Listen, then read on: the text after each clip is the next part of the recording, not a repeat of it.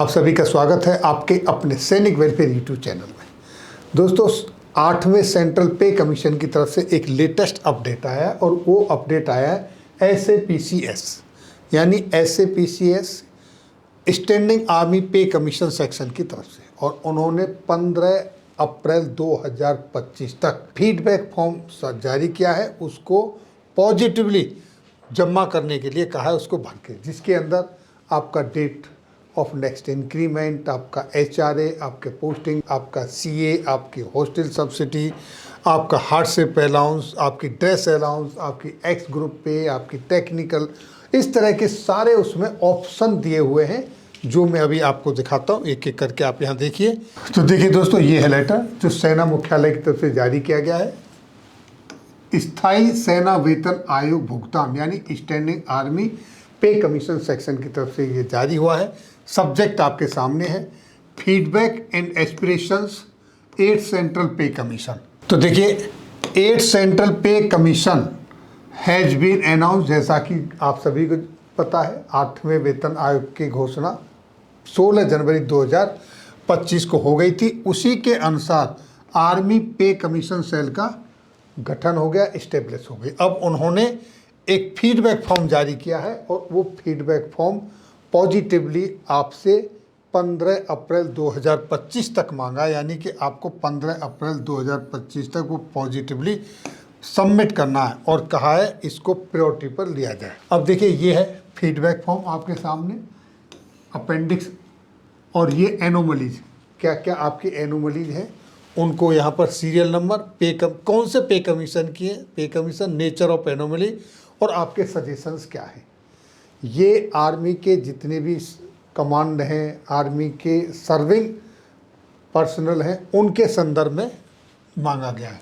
Based on earlier and existing government policies, अगर वहाँ पर आपकी कोई एनोमलीज है किसी भी तरीके की जो आज आप फेस कर रहे हैं, वो यहाँ पर आप फीड करें, सीरियल नंबर, लेटर का रेफरेंस दें कौन सा है, नेचर ऑफ एनोमली क्या है, और आप अपना सुझाव दे दें, सजेशन कि आप चाहते क्या है। ये मांगा है।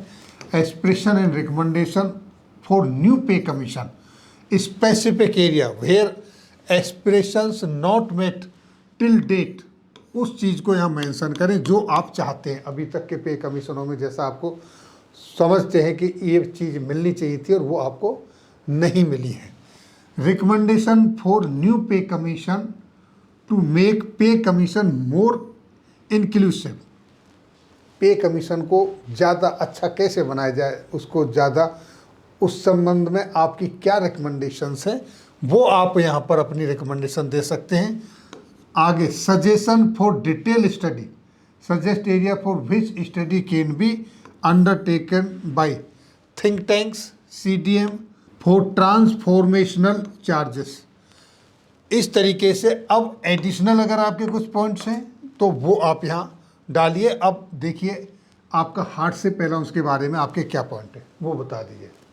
दूसरा, आपके हाउस रेंट अलाउंसेस के बारे में आप क्या कहना चाहते हैं, उसके संदर्भ में कोई पॉइंट है वो आप यहाँ मेंशन कर दीजिए। इसी तरीके से अगर आपका कोई पॉइंट पोस्टिंग ग्रांट के संदर्भ में है वो आप यहाँ मेंशन करें।